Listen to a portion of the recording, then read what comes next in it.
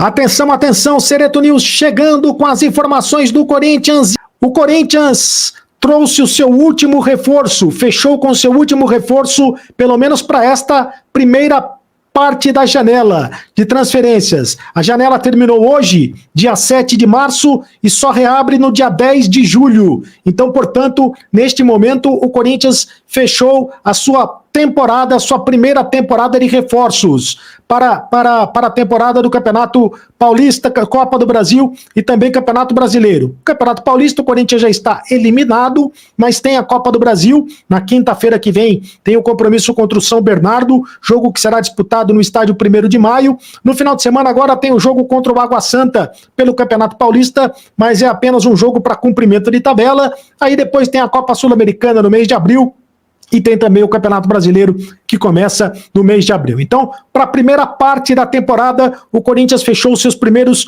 11 reforços. E o Augusto Melo tinha prometido antes, né? Foi uma promessa de campanha, trazer 11 reforços. Muita gente saiu e muita gente chegou, né? Muitos jogadores foram dispensados e muitos jogadores foram contratados. E para que esses jogadores fossem contratados, o Corinthians gastou 130 milhões de reais.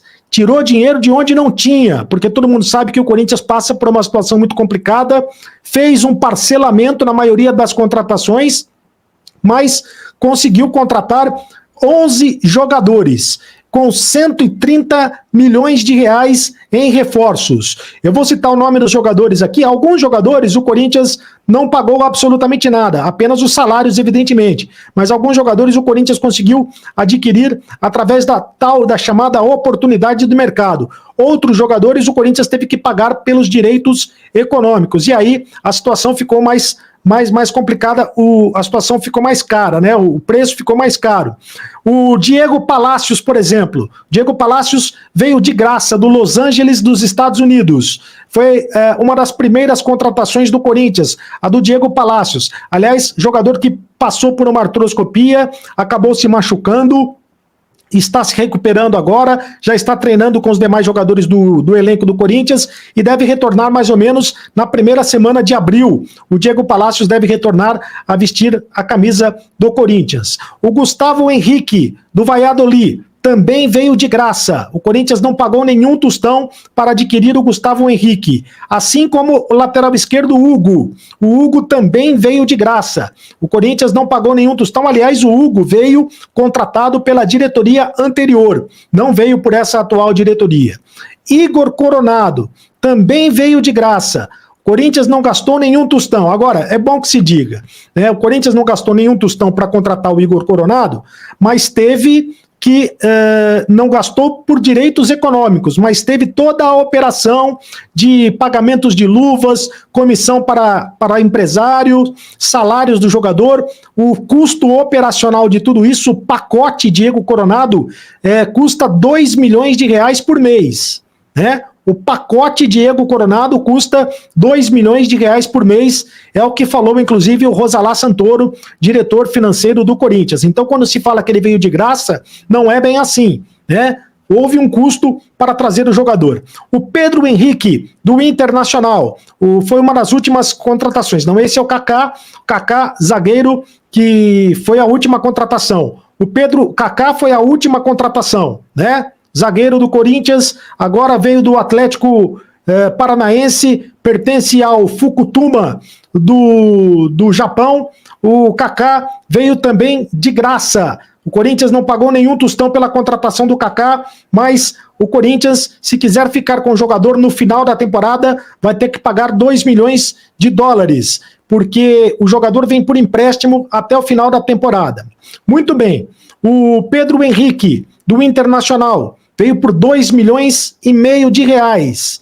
O Corinthians pagou 2 milhões e meio de reais para ter o Pedro Henrique. O Ranieri, do Cuiabá. Foi uma das primeiras contratações do Corinthians. Veio por 13 milhões e meio de reais. E o Ranieri, que por sinal está machucado, hein? Ranieri está machucado, é dúvida do Corinthians para o jogo de domingo contra o Água Santa, deve ficar de fora, e também dúvida do Corinthians para o jogo da Copa do Brasil. O Ranieri se machucou, teve um trauma no pé direito e está sendo poupado, está fazendo tratamento no CT do Parque Ecológico. Matheus França, o Mateuzinho, esse custou caro, hein? 21 milhões e 400 mil reais.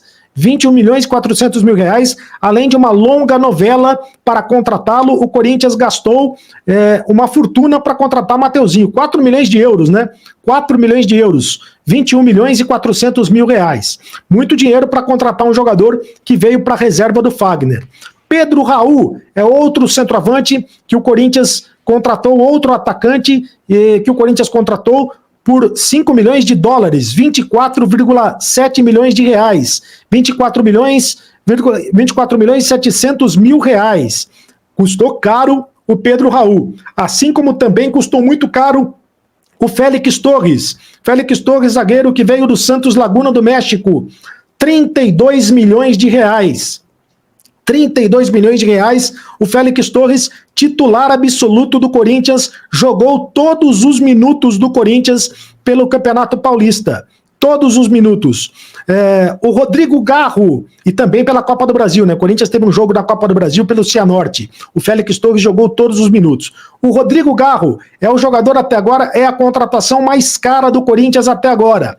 34 milhões de reais. 34 milhões de reais. Rodrigo Garro veio do Talleres da Argentina, deu um trabalho danado para liberar o jogador lá do Talleres da Argentina, mas ele foi liberado e o Rodrigo Garro, portanto, foi a contratação mais cara até agora, mas valeu a pena porque já caiu nas graças da Fiel. É um jogador espetacular, é um jogador que tem tudo para ser ídolo com a camisa corintiana. Total de investimento do Corinthians, 130 milhões de reais, 130 milhões e 800 mil reais. 130 milhões e 800 mil reais o Corinthians gastou até agora nesta primeira parte da janela.